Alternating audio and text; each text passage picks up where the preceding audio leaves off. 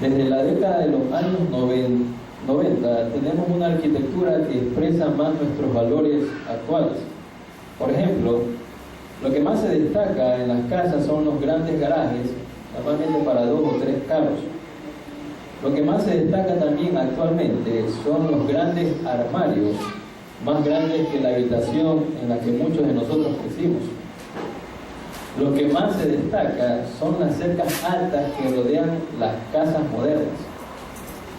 La arquitectura moderna, en otras palabras, diseña ahora salas de estar, comedor y cocinas más pequeñas en casa, porque la hospitalidad ya no es una prioridad. Y es que los hogares de hoy reflejan nuestros valores modernos, que son el individualismo, el aislamiento y la privacidad. Ya no es raro que uno ni siquiera conozca a sus vecinos. Esto quiere decir que la amistad, sobre todo la amistad más profunda, está atravesando tiempos difíciles. Y esto es particularmente cierto en lo que se refiere a los hombres. Alan Roy McGuinness, autor de un libro que se titula La amistad, factor decisivo en las relaciones humanas, dice que los principales psicólogos y terapeutas norteamericanos calculan que solo el 10% de todos los hombres tienen realmente amigos. Solo el 10% de los hombres. Este resultado inclusive fue corroborado por otro científico quien realizó una investigación que duró 10 años y que fue hecha entre 5.000 hombres y mujeres, y la conclusión fue la siguiente: los hombres no aprecian la amistad. ¿Cuál es la razón de esto? Bueno, una razón es que todos sabemos que los hombres por naturaleza no se relacionan tanto como las mujeres. La amistad entre los hombres se centra típicamente en las actividades que realizan. Normalmente hay amigos, uno busca amigos en el trabajo. Mientras que la amistad de las mujeres tiene que ver con la participación de sus sentimientos. Ellas buscan a quien expresar de sus sentimientos, indiferente si sea una persona que trabaja con ella, o es un vecino, o alguien cercano a ella. Los hombres no revelan sus sentimientos o debilidades tan fácilmente como las mujeres. Y otra razón es que los hombres deben ser considerados sospechosos de alguna conducta anormal si los demás se dan cuenta de que tienen una amistad íntima con otro hombre. Y otra razón, y no faltan aquellos hombres machistas que creen que los hombres, que son hombres de verdad, no necesitan de los demás. Pero ¿qué piensa Dios al respecto? Poco después de haber creado a Adán, Dios dijo lo siguiente: no es bueno que el hombre esté solo, le haré ayuda idónea para él. Aunque esto, queridos hermanos, está relacionado directamente con la creación de Eva, también se constituye en una afirmación en cuanto a la naturaleza del hombre, que es, quieran o no, un ser relacional. Es decir, tanto su crecimiento y significado se encuentra en las relaciones. Y aunque muchos no lo crean, las amistades son necesidades humanas de las que nosotros no podemos prescindir. Desde que somos niños cultivamos amistades, por ejemplo en la escuela, con nuestros compañeros. Y a medida que vamos creciendo y nos convertimos en jóvenes y en adultos, la necesidad de la amistad se hace cada vez mayor. Esta mañana, y a la luz de la palabra de Dios, vamos a tratar el tema de la amistad como una necesidad humana. Entonces hagámonos, como siempre, algunas preguntas, ¿no? ¿Es necesario tener una amistad? Y de ser así, ¿es posible tener una amistad profunda, íntima, verdadera con alguien o con algunas personas? En las Sagradas Escrituras encontramos un ejemplo bíblico de lo que es una profunda amistad, la amistad entre Jonatán y David. ¿Quién era Jonatán?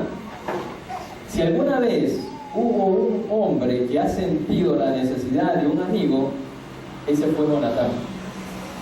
En aquellos tiempos, en los tiempos de Jonatán y de David, el dominio filisteo sobre Israel era absoluto, tanto así que no permitían que hubieran guerreros en Israel por temor de que fabricaran espadas y lanzas para los israelitas.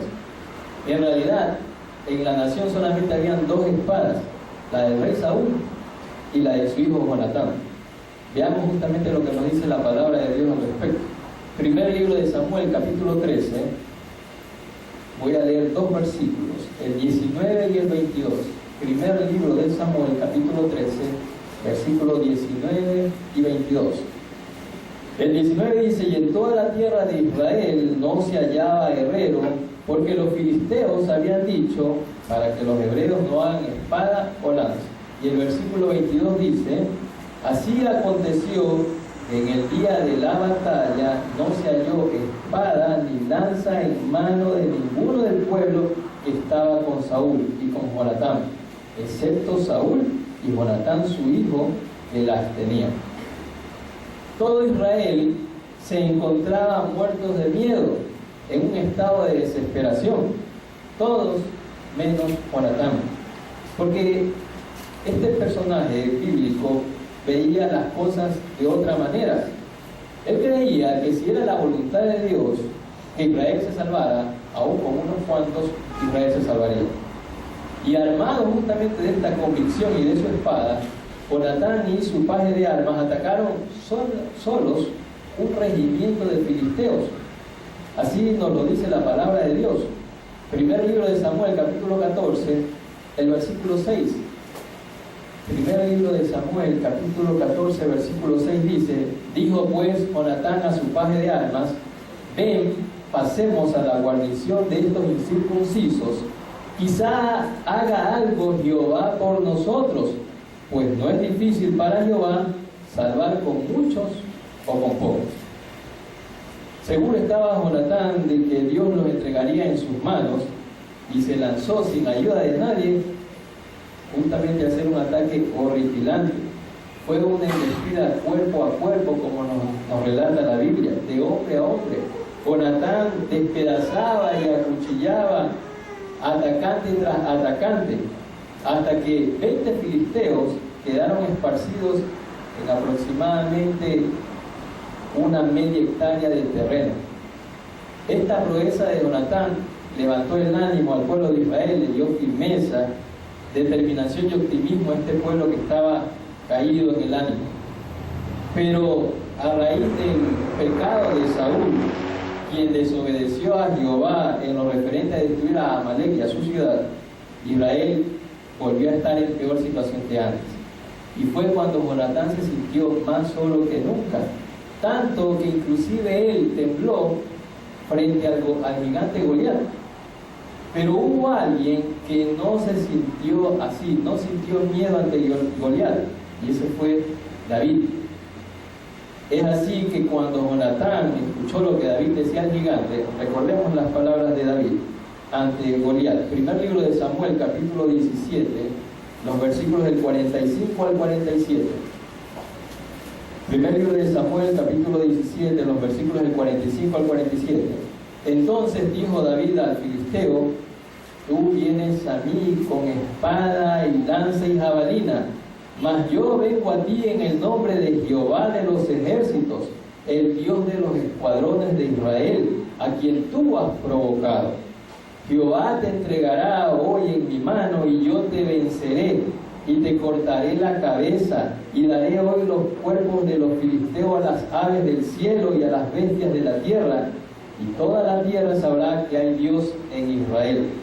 Y sabrá toda esta congregación que Jehová no salva con espada y con lanza, porque de Jehová es la batalla, y Él los entregará en nuestras manos.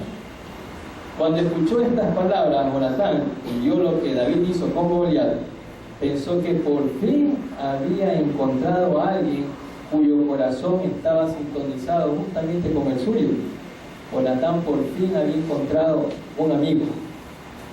La victoria de David sobre el gigante Goliat impresionó tanto al príncipe Jonatán y a su padre Saúl, que no lo dejaron regresar a la casa de su padre, y de este modo Jonatán y David hicieron una amistad que es célebre en la Biblia. De esta amistad célebre en las Sagradas Escrituras podemos deducir algunos ingredientes, algunos elementos que debería de tener toda amistad profunda, íntima, verdadera. Veamos esos ingredientes o elementos que componen o conforman una verdadera amistad. En primer lugar, la reciprocidad, la correspondencia. El primer elemento presente en la gran amistad de Jonatán y David fue la reciprocidad de sus almas, ¿sí? La correspondencia mutua entre las almas de ellos. La palabra de Dios señala esta característica haciendo uso de unas bellas palabras que están en el versículo 1 del capítulo 18 del primer libro de Samuel. Primer libro de Samuel, capítulo 18, versículo 1. Mire cómo expresa la palabra de Dios este ingrediente muy indispensable en la amistad. Aconteció que cuando él hubo acabado de hablar con Saúl, el alma de Jonatán quedó ligada con la de David. Cabe mencionar que Jonatán y David no eran iguales socialmente. Jonatán era un príncipe, David era un plebeyo, un cuidador de ovejas. Sin embargo, la entrada de David en el palacio de Saúl y la forma como éste se condujo dentro de éste fueron factores determinantes para la amistad que entablaron ellos.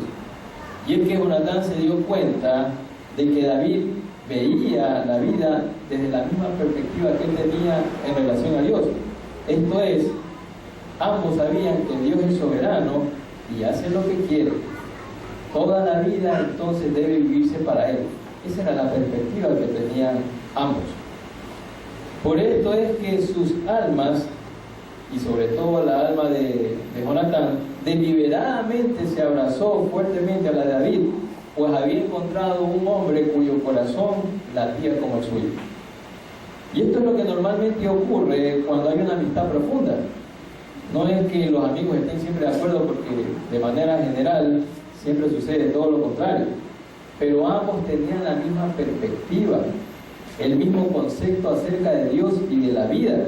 Y esta es la razón por la cual, queridos hermanos, la amistad entre los creyentes supera normalmente la amistad entre los no creyentes. La amistad entre creyentes, hermanos, es una amistad en la que el Espíritu Santo hace cosas tales como las que les voy a mencionar.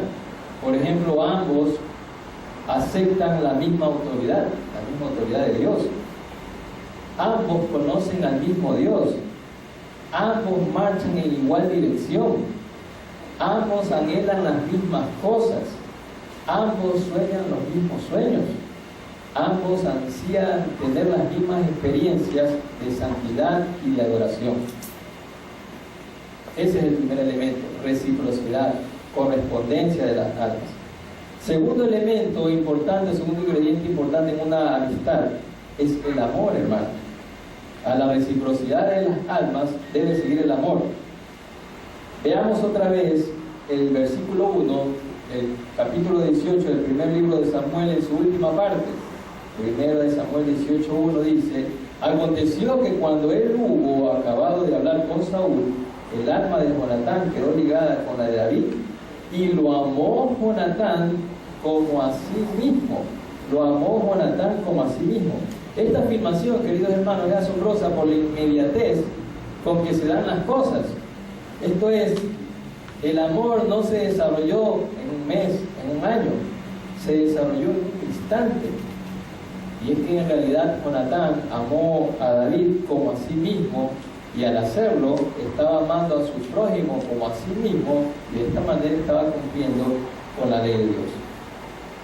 Un tercer componente, es decir, además de todo lo anterior mencionado, la reciprocidad de alma de Jonatán y la inmediatez de su amor, fue seguido con un compromiso. El compromiso también es otro ingrediente, un compromiso profundo. Leamos los versículos 3 y 4 del capítulo 18 del primer libro de Samuel. Los versículos 3 y 4 dicen: e hicieron pacto Jonatán y David, porque él le amaba como a sí mismo. Y Jonatán se quitó el manto que llevaba y se lo dio a David, y otras ropas suyas, hasta su espada, su arco y su talabarte. Qué escena espiritual tan sublime. Al despojarse de sus vestiduras, Jonatán estaba aboliendo formalmente la condición de pastor de ovejas que tenía David, y lo estaba colocándolo a David como un igual a él, lado a lado.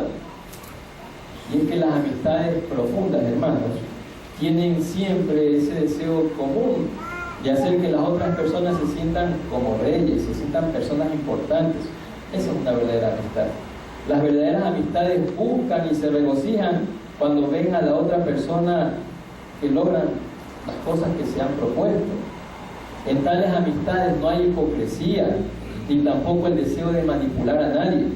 En una amistad verdadera, en las amistades íntimas, también no hay celos, hermanos, ni exclusivismo, sino simplemente el deseo de que la otra persona alcance el mayor bienestar posible. Eso es una verdadera amistad. Además de la reciprocidad, el amor y el compromiso, también hay otro elemento, otro ingrediente muy importante: la lealtad, hermanos, la lealtad. Jonatán siempre mantuvo una acérrima, una firme lealtad a David a medida que la amistad de ellos crecía. Y esta actitud de Jonatán se dio aun cuando su padre en algunas ocasiones hablaba mal de David. Veamos en las Escrituras cómo Jonatán hablaba bien del hijo de Isaí. Primer libro de Samuel, capítulo 19, versículo 4. Primer libro de Samuel, capítulo 19, versículo 4 dice: y Jonatán habló bien de David a Saúl su padre y le dijo: no peque el rey contra su siervo David, porque ninguna cosa ha cometido contra ti y porque sus obras han sido muy buenas para contigo. Mis queridos hermanos, para que una amistad sobreviva es indispensable que exista la lealtad. ¿Cuántas amistades que estuvieron una vez bien cimentadas no han desaparecido justamente por expresiones de deslealtad? ¿Cuántas amistades? Hay una gran verdad, queridos hermanos en Cristo, y es que ustedes, nosotros, nunca sabremos lo que es una amistad profunda a menos que exista lealtad y confianza mutua. Otro ingrediente indispensable es el estímulo que se da en una amistad. Las constantes huidas ocasionadas por la persecución de Saúl a David produjeron en este periodo de depresión.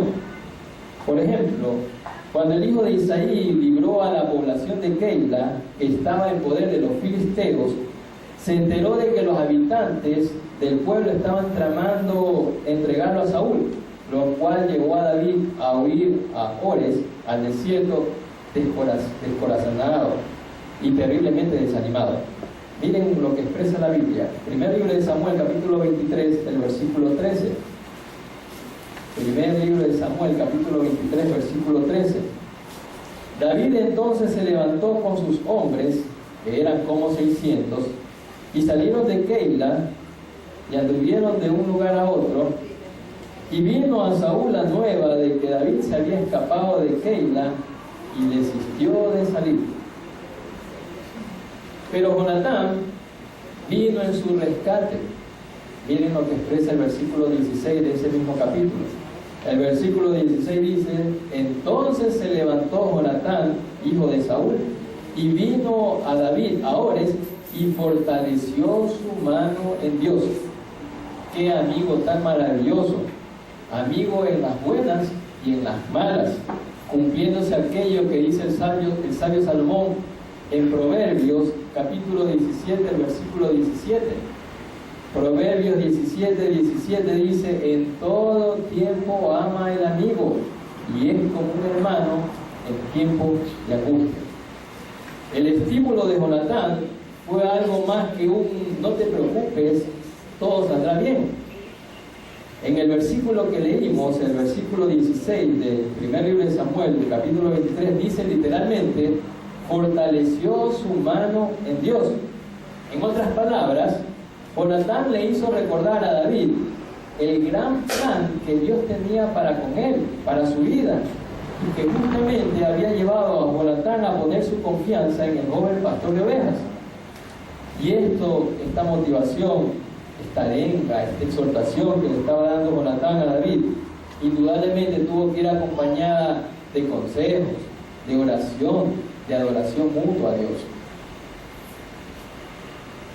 Bien, falta un elemento también muy importante, hermanos, y es la devoción. Hasta aquí todos los ingredientes que he mencionado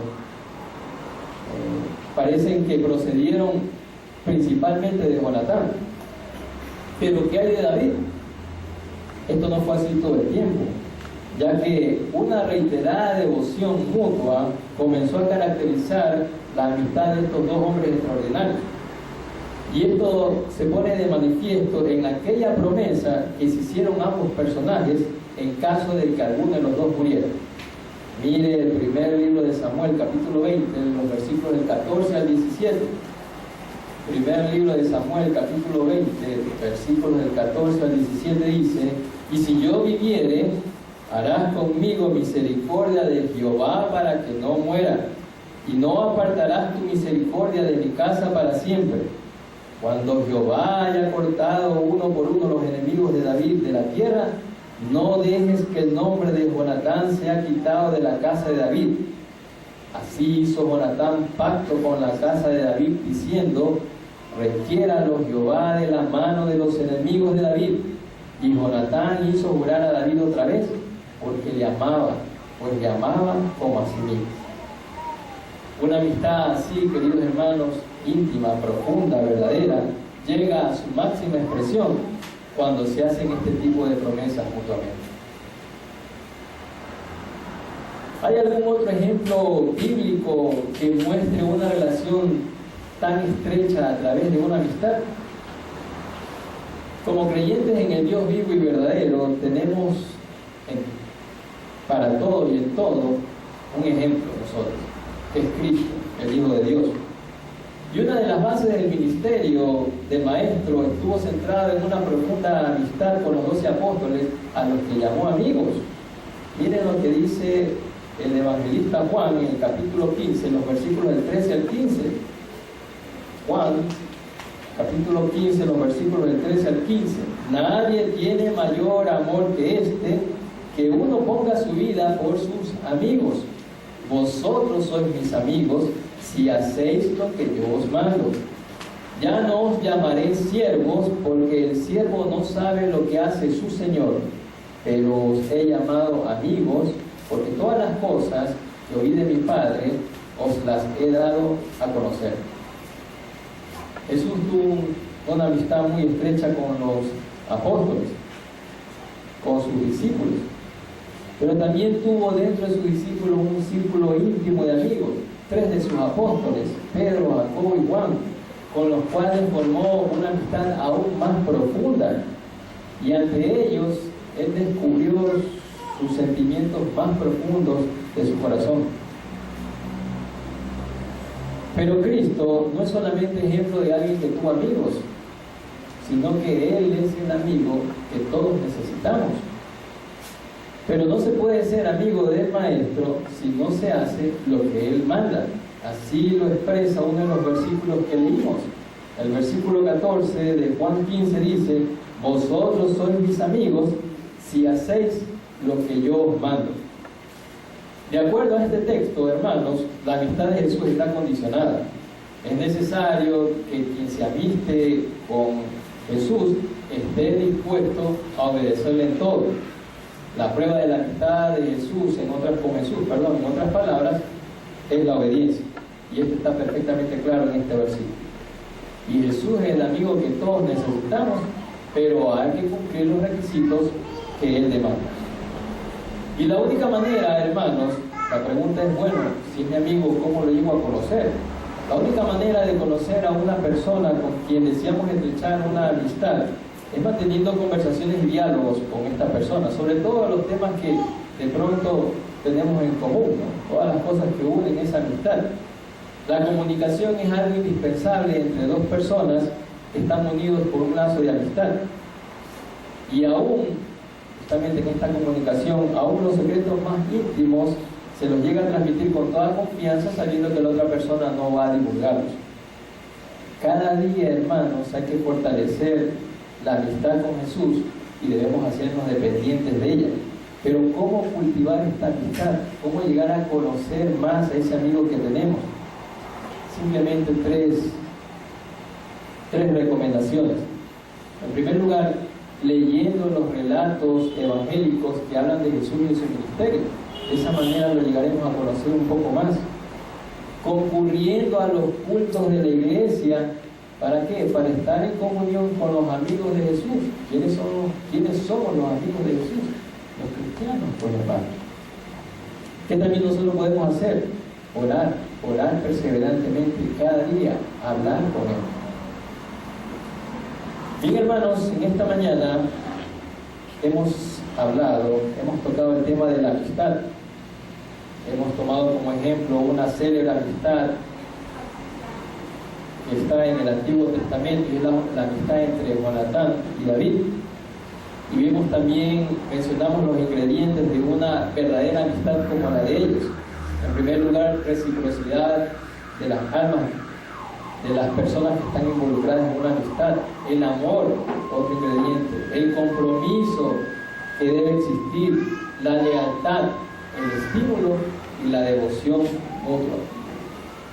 Mencionamos también que todos tenemos un amigo, todos los creyentes, y ese amigo es Jesús, es el amigo que todos necesitamos. Un barco se hundió y hubo 3 sobrevivientes. Estos sobrevivientes estuvieron a la deriva y por muchos días estuvieron en un bote salvavidas. No tenían ni comida ni bebida. Y estas 3 personas, al estar en la misma situación, se convirtieron en amigos. Un día, una botella chocó contra su bote y uno de los sobrevivientes la coge y le quita el corcho y sale un genio. El genio les dice: les concederé a cada uno un deseo. Y rápidamente, el primero de los amigos pensó en lo más obvio, ¿no? Y le dijo al genio: yo quiero estar en mi casa con mi familia y mis amigos. Y ¡pum!, desapareció. No sé qué piensan ustedes de este sobreviviente, si era amigo de los otros 2, no sé qué habría hecho usted. El segundo sobreviviente le dijo al genio: bueno, yo quiero más o menos lo mismo. Y ¡pum!, desapareció. ¿Qué pensar de la actitud del segundo sobreviviente? Se lo dejo a ustedes. Cuando le tocó el turno al tercero, él dijo: hoy yo me siento muy solo. ¿Cómo me gustaría que mis amigos estén aquí otra vez conmigo? Total, es bueno tener amigos. Y ¡pum!, aparecieron otra vez los 2 sobrevivientes. ¿Acaso este sí era amigo de los otros 2? ¿Cuál hubiera sido su decisión? Esta ilustración, queridos amigos, queridos hermanos, nos permite mostrar la realidad de la amistad en nuestros días. Es que la amistad, como dije, está atravesando días muy difíciles. Pocos hombres y mujeres pueden contar con verdaderos amigos. Muchos menos pueden contar con amistades profundas y verdaderas. ¿A qué se debe esto? Dije al inicio: al individualismo, a la autonomía, a la privacidad, al aislamiento, todas esas cosas que nosotros mismos nos imponemos, a todas esas cosas que nosotros mismos nos sometemos. Las amistades profundas, las amistades verdaderas, las verdaderas amistades, las buenas amistades, e inclusive aquellas amistades ocasionales que muchas veces hacemos, hay que hacerlas, hermanos. Tener amigos es una necesidad humana, y vivir sin amistades es como estar en un mundo desierto. Sin embargo, aun cuando la amistad es una necesidad humana, aun cuando el tener amigos es una necesidad humana, los amigos deben estar correctamente identificados. Y para esto, permítanme hacerle una serie de recomendaciones que, si bien no lo deberían de tomar como algo dogmático, sí debería al menos tenérselas en consideración. En primer lugar, no hay que amistarse con una persona recién salida del cascarón.